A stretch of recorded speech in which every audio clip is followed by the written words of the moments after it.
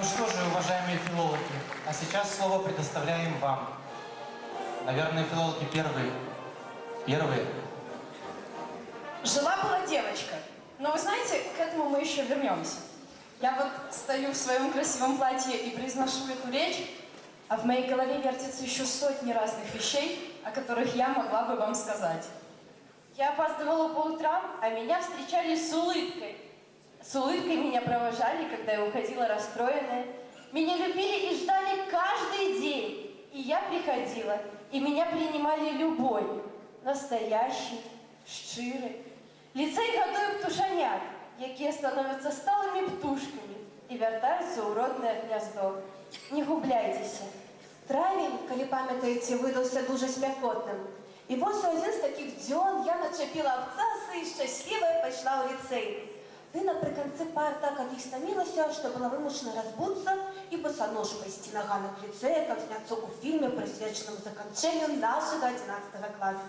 І у той час, коли я босая танчила і скакала на камеру, на лестнице для уходу стояли наши абитуриенты. На наступний день мене спинив Ігор Миколаевич і сказав: «Христина, ну это неприймально танчить босонож перед потенційними ліцеїстами.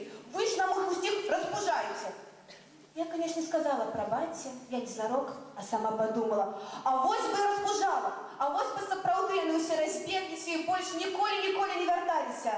Може, тады б здарыўся цуд, і мы затрымаліся тут яшчэ хоць на крыху. Але ж мои ритуальные танцы не мелі слушнага ўздзеяння. І сёння апошні, самы апошні дзень. Сыходзіць горка, сыходзіць сумна, ды мы мусім гэта зрабіць. Мусім, каб 240 новых карапузікаў адчулі, як і мы калісь той неверагодны водар ліцейскай свабоды. Мы мусім сказаць дзякуй за ўсё тое, што было ў гэтыя 2 гады, і змяніць годнае званне лицеиста на гоноровый титул выпускник. Я стою на пороге, и ведь совсем скоро открою двери в новую жизнь, где мне самой придется строить свою судьбу. Говорят, что сильнее всего пугает неизвестность. Может быть, это и так, но только меня это совершенно не касается. Ведь я знаю, что войду в эти двери не одна. Рядом со мной будут идти мои лицейские друзья, и в наших сердцах всегда будет гореть огонек, который зажег нас лицей. И он будет нас согревать и давать уверенность в успешном и счастливом завтрашнем дне.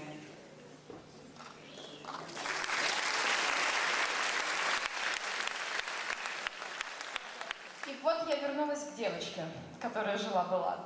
Когда этой девочке было чуть более 6 лет, ее замечательная первая учительница предложила детям сделать одну очень интересную вещь. Она раздала всем конверты, которые нужно было заполнить. Сейчас уже с трудом вспоминается, что было в конверте девочки. Кажется, письмо, адресованное ей через 11 лет, и рисунок. Конверты запечатали. На них написали «Вскрыть на последнем звонке». Вот и прошли эти 11 лет, и последний звонок уже позади. Пора исполнить просьбу 7-летней девочки. Я еще раз повторю, я на самом деле вообще не знаю, что в этом конверте и что я там писала. И я очень сильно волнуюсь.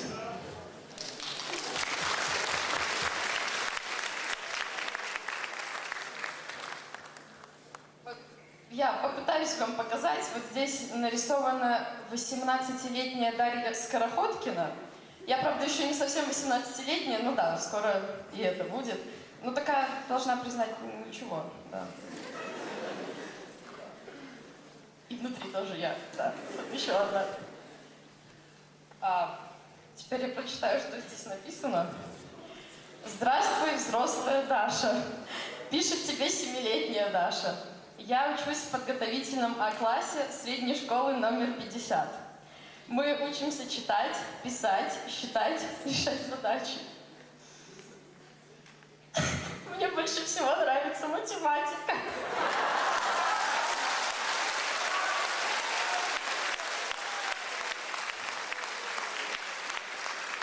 Ну, видите, вот этот момент немного изменился до 9 класса. Я дружу с Аленой, Вероникой, Лерой, исправлено Лерой, Дианой, исправлено Дианой, Полиной, Соняй, исправлено Е, Русланом и Димой. Но это, видно, уже у меня сочиняла. У меня растут года. Будет мне и 20. Где работать мне тогда? Чем мне заниматься? Я хочу быть балериной и на льду пианисткой. Пенальтист, ну, в общем, я не могу, к сожалению, это разобрать. И дальше еще маленькая приписочка вот от моего первоклассного руководителя. Даша, желаю удачи в жизни. С уважением, Людмила Михайловна.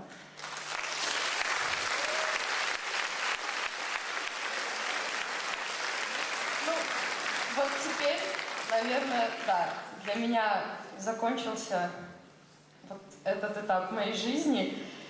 И завершила я его сейчас вместе с вами. Спасибо.